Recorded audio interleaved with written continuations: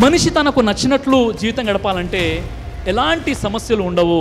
ఎప్పుడైతే ఎదుటివారిలాగా జీవితం గడపాలనుకుంటాడో అప్పుడే అసలు సమస్యలు మొదలవుతాయి.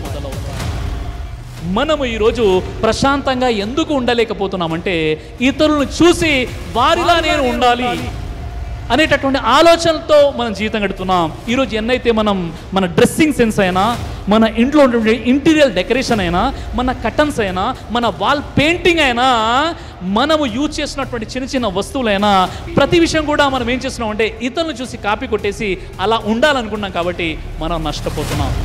ఒక సంఘటన చెప్తాను చూడండి. కాలేజ్ ఫ్రెండ్స్ ఉన్నారు. వారు 25 సంవత్సరాలుగా ఎవరిని కూడా కలవలేదు. 25 సంవత్సరాల తర్వాత కాంటాక్ట్లోకి వచ్చారు. ఒక వాట్సాప్ గ్రూప్ని క్రియేట్ చేసుకున్నారు. అందరు కూడా కలుద్దాం అనుకున్నారు. 25 సంవత్సరాల తర్వాత ఒక్కొక్కరు ఒక్కొక్క పొజిషన్లో ఉన్నారు. వారంతా కూడా ఎక్కడ కలుద్దాం అనుకుంటే వారి యొక్క ప్రొఫెసర్ ఉన్నాడు, చాలా క్లోజ్గా ఉండేవారు. ఆ సార్ ఇంట్లో కలుద్దామని అందరూ నిర్ణయించుకున్నారు. డేట్ ఫిక్స్ అయిపోయింది. అందరూ కూడా ఆ రోజు రానే వచ్చింది. అందరూ వచ్చారు. ఎలా వచ్చారంటే ఒక వ్యక్తి BMW కార్లో వచ్చాడు, మరొక వ్యక్తి ఫెరారీ కార్లో వచ్చాడు, ఇంకో వ్యక్తి ఫోర్డ్ కార్లో వచ్చాడు, ఇంకో వ్యక్తి మర్సిడీస్ బెంజ్లో వచ్చాడు. ప్రతి ఒక్కరు కూడా తమ హుందాతనాన్ని ప్రదర్శిస్తూ అక్కడ బండ్లను పార్క్ చేసుకుంటూ ఒకరినొకరు చూసుకున్నారు, ఒకరి హుందాతనం ప్రదర్శిస్తున్నారు. నేను BMWలో వచ్చాను, నేను ఫెరారీలో వచ్చాను, నేను ఫోర్డ్లో వచ్చాను, నేను ఫలానా కారులో వచ్చాను చెప్పేసి బడాయిలు చెప్పుకుంటూ కారులోని దిగారు. అందరూ కూర్చున్నారు. 25 సంవత్సరాల తర్వాత కలిసినటువంటి ఫ్రెండ్స్ వారు. మామ నువ్వు ఎలా ఉన్నావు రా అని ఒకటి అడిగాడు. నేనారా నేను సూపర్గా ఉన్నానని చెప్పాడు. ఆ తర్వాత నాకేంటి, నాకు 3 కోట్ల విల్లా ఉంది, ఇంట్లో స్విమ్మింగ్ పూల్ ఉంది, చాలా హ్యాపీగా ఉన్నానని ఒకటి చెప్పాడు. ఇంకొకటి అన్నాడు నేను BMW కార్లో తిరుగుతున్నాను, నాకేంటరా నేను సూపర్గా ఉన్నానని చెప్పారు. ఇలా 2 గంటల సేపు ఒకరు మరొకరు బడాయిలు చెప్పుకున్నారు. డబ్బుల గురించి, సంపాదన గురించి, లావిష్ లైఫ్ గురించి, లగ్జరీ గురించి మాట్లాడుకున్నారు. 2 గంటల తర్వాత మాటలు అయిపోయాయి, వాస్తవాలు బయటికి వస్తున్నాయి. అందులో ఒక్కడు ఓపెన్ అయిపోయాడు. ఒక్కడు ఏం చెప్పాడంటే, మామ నా దగ్గర BMW కారు ఉంది కానీ ప్రశాంతత లేదురా, లోన్లో బండి తీసుకున్నాను, ముందు నా దగ్గర మారుతి డిజైర్ కారు ఉండేది, నా పక్కోడు BMW తీసుకున్నాడు, నా భార్య అదే కారు కావాలనుకుంటే నేను అప్పు చేసి ₹1 కోటి పెట్టి BMW కొన్నాను రా మామ.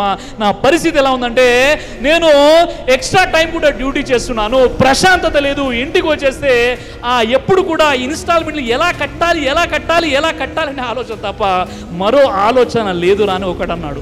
మరొకరు అన్నాడు నేను నా బాధ నేను ఎలా చెప్పుకోవాలరా, నాకు ₹1 కోటి విల్లా ఉంది కానీ అది ఇన్స్టాల్మెంట్లో నేను తీసుకున్నాను. వాస్తవంగా చెప్పాలంటే మేము ముగ్గురమే ఉంటాను, నేను నా భార్య నా కూతురు మాత్రమే ఉంటుంది, కానీ మేము ముగ్గురు ఉండాలి కానీ 30 మంది ఉండేంత కొంపను నేను కట్టుకున్నాను. పరిస్థితి ఏంటంటే అప్పు అయిపోయిందిరా మామ. నేనేం చేస్తున్నానంటే ప్రతిరోజు ఇంటికి రాగానే ఇంట్లో అడుగు పెట్టే కంటే ముందు నాకు ఇదే విషయం గుర్తొస్తుంది, ఎందుకు అప్పు చేశాను రా, ఎందుకు ఇంట్లో ఉన్నాను, ఇంత ముందుకు అద్దె ఇంట్లో ఉన్నప్పుడు సమయానికి పడుకునేవాడిని, ప్రశాంతంగా ఉండేవాడిని, కానీ ఇప్పుడైతే అప్పు చేసి నేను ఈ విల్లా కొనుక్కున్నానో నాకు ప్రశాంతతను లేదురా మామ అని ఇంకోటి స్టార్ట్ చేశాడు. నేను కూడా ఇలాగానే అప్పు చేసి ఇల్లు కట్టుకున్నాను రా. వాస్తవంగా నాది 70 లక్షల బడ్జెట్, 70 లక్షలు పెట్టి ఇల్లు కొన్నాను, కానీ నా ఇంటి పక్కన ఎవడైతే ఉన్నాడో వాడు కూడా 70 లక్షలు పెట్టి ఇల్లు కొన్నాడు, కానీ ఇంట్లో 30 లక్షల ఇంటీరియర్ డిజైన్ చేశాడు. నా భార్య చూసి వచ్చింది, ఏంటండి 70 లక్షలు పెట్టి ఫ్లాట్ అయితే కొన్నాము మనము, కానీ ఇంటీరియర్ డిజైన్ చూసారా, ఏంటండి ఇది కూడా చేసుకోలేరా మీరు అన్నప్పుడు నేను 30 లక్షల అప్పు చేశాను, ఇంటికి సంబంధించి కొంత అప్పు చేశాను. ఈ అప్పుల్లో అప్పు ఎంత అయిపోయిందంటే ఈ ఇంటీరియర్ డెకరేషన్ కంటే నాకు ఏదైతే నేను అప్పు చేశానో అదే నన్ను వేధిస్తుందని ఒక్కొక్కరుగా ఓపెన్ అయిపోయారు. ఇవన్నీ విషయాలు కూడా ప్రొఫెసర్ చూశాడు. ప్రొఫెసర్ చూసి ప్రొఫెసర్ గారు ఏం చేశారు అంటే ఆయన అందరి కూడా కాఫీ తయారు చేసుకొచ్చారు. ఒక టీన్లో పెట్టి టేబుల్ మీద పెట్టారు. ఆ స్టూడెంట్స్ మొత్తం కూడా 20 మంది ఉన్నారు విద్యార్థులు. ఆ 20 మంది కోసం ఆయన ఎక్కువ కప్పులు తీసుకొచ్చేసారు. ఆ కాఫీ ఏవైతే ఉందో కొన్ని నార్మల్గా కప్స్ ఉన్నాయి, కొన్ని కలర్ఫుల్గా కప్స్ ఉన్నాయి, కొన్ని కాస్ట్లీగా కప్స్ ఉన్నాయి, కొన్ని రాయల్గా హుందాతనంగా ఉన్నటువంటి కప్స్ ఉన్నాయి. అవన్నీ కూడా టీన్లో పెట్టేసి టేబుల్ మీద పెట్టి మీరు కాఫీ తీసుకోండి అని చెప్పారు ఆ యొక్క ప్రొఫెసర్. అందరు అక్కడికి వెళ్ళారు, వెళ్ళి ఆ కప్స్ని పరిశీలిస్తున్నారు. అందరు కూడా ఆ కలర్ఫుల్గా రాయల్గా ఉన్నటువంటి ఉన్నటువంటి కప్స్ మధ్యలో ఉన్నాయి. వారు అక్కడికి వెళ్ళి ఆలోచించి ఆ కలర్ఫుల్గా బాగా అట్రాక్టివ్గా కనిపించే కప్స్ ఏవైతే ఉన్నాయో ఒక్కొక్కరు అదే సెలెక్ట్ చేసుకుంటూ ఉన్నారు. గురుగారు మొత్తం చూసి వచ్చారు. మీ జీవితంలో సమస్యలు కూడా ఇలానే సెలెక్ట్ చేసుకున్నారు. మీ జీవితంలో సమస్యలు కూడా ఇలానే సెలెక్ట్ చేసుకున్నారు. ఎందుకంటే ఏ కప్పులో కాఫీ తాగినా అదే టేస్ట్ ఉంటుంది, అదే రంగు ఉంటుంది, అదే రుచి ఉంటుంది. మీకు కావాల్సింది కాఫీ, మీరు తాగాలనుకున్నది కాఫీ. కానీ మీరేం చేశారంటే కలర్ఫుల్గా ఉన్నటువంటి కప్పుల్ని సెలెక్ట్ చేసుకున్నారు. అదేవిధంగా మీ సమస్యలను కూడా మీరు సెలెక్ట్ చేసుకున్నారు. చూడు బాబు, ఒక విషయం చెప్తాను. నేను కప్పు కాఫీ తాగుతుంటే ఆ కప్పు యొక్క కలర్ అనేది నీకు కనిపిస్తుంది తప్ప నాకు కనిపించదు. అలాగే మనం ఎలా జీవితం గడుపుతున్నామంటే, నేను కారు కొనాలి అనుకున్నాను, నేను దీన్ని అఫోర్డ్ చేయగలుగుతానా లేదా, నేను మారుతి డిజైర్ కొనేటటువంటి స్థాయి నాదైతే నా పక్కవాడు BMW కొన్నాడు కాబట్టి నేను కూడా BMW కొంటే నా కారు కొనాలి అనేటటువంటి కళ ఏమైపోయిందంటే నేను నా పక్కోడి కోసం కారు కొన్నానే తప్ప నా కోసం నేను కారు కొనలేదు. ఇదే సొసైటీలో ఇదే జరుగుతుంది. అందుకే మనకు ప్రశాంతత లేదు భాయ్. మనం మనలా బ్రతకాలి. ఈరోజు సోదరి మనలో నలుగురు ఒక దగ్గర కూర్చున్నప్పుడు ఎవరి మెడలో ఎంత గోల్డ్ ఉందో వాళ్ళు చెక్ చేసుకుంటారనమాట. మొత్తం చూసుకుంటారు. గోల్డ్, నాకు ఈ చైన్ ఉంది, నాకు బ్యాంగిల్స్ ఉన్నాయి, నాకు వడ్డానం ఇలా ఉంది, ఈ మొత్తం చెప్పుకుంటారు. అక్కడికి వెళ్ళి కొంతమంది భర్తను టార్చర్ చేస్తే అప్పు తీసుకొచ్చి పెడతారు. అందరి గురించి చెప్పట్లేదు, మళ్ళీ నన్ను కోపడతారు. సీరియస్గా చూస్తున్నారు 2-3 రకాల నుండి. కాబట్టి విషయం ఏంటంటే మనం మనలా ఉండేటటువంటి ప్రయత్నం చేద్దాం. అన్నిటికంటే గొప్ప సంపద ఏంటో తెలుసా? మనిషికి ప్రశాంతత. ఇంటికి వెళ్ళగానే హ్యాపీగా పడుకోవాలి, నిద్ర మాత్రాలు వేసుకోవాల్సిన పరిస్థితి లేదు. ఈరోజు ఎన్నైతే బీపీ షుగర్ పెరిగిపోతుందో ఎందుకో తెలుసా అండి? మనిషికి ఉండేటువంటి టెన్షన్ ఏదైతే ఉందో ఆ టెన్షన్ కారణంగా ఈరోజు బీపీ షుగర్ అనేది పెరిగిపోతుంది. కాబట్టి దయచేసి ఈ విషయంలో ఉన్న దాంట్లో ఉండేటటువంటి ప్రయత్నం చేద్దాం.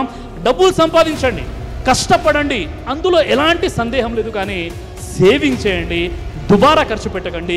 ఇతరులను చూసి నేను కూడా అలా ఉండాలి అన్న ఆలోచన ఎట్టి పరిస్థితిలో ఉండకూడదు. ఎందుకంటే ఇస్లాంలో ఒక విషయం చెప్పడం జరిగింది, రిజ్జక్ మరియు ఇజ్జత్ అంటారు. రిజ్జక్ అంటే ఉపాధి, ఎవరికి ఎంత ఇవ్వాలో దేవుడు అంత ఇచ్చే ఉంటాడు.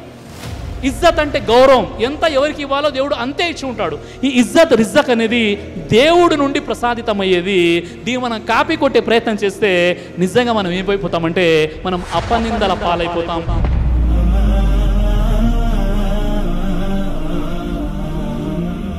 దైవ ప్రవక్త ముహమ్మద్ సల్లల్లాహు అలైహి వసల్లం వారు తెలియజేశారు, కడుపుకు సంబంధించినటువంటి అన్ని రకాల వ్యాధులకు అద్భుతమైనటువంటి ఔషధం తల్బీనా.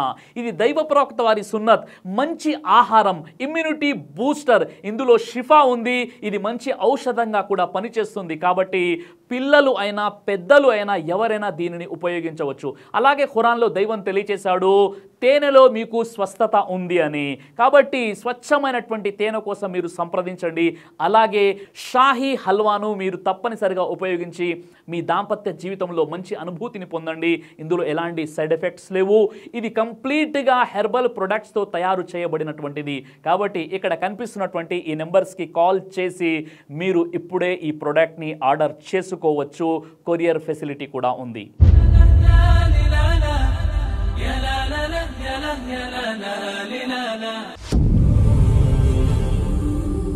బ్రదర్ సిరాజ్ అని యూట్యూబ్ ఛానల్ని మీరు సబ్స్క్రైబ్ చేసినట్లయితే ఇన్షాల్లా దేవచిత్తం అయితే మీకు వీడియోస్ వస్తుంటాయి. అదేవిధంగా బ్రదర్ సిరాజ్ అనేటటువంటి ఫేస్బుక్ని కూడా లైక్ చేయడం వల్ల మీకు వీడియోస్ వస్తుంటాయి.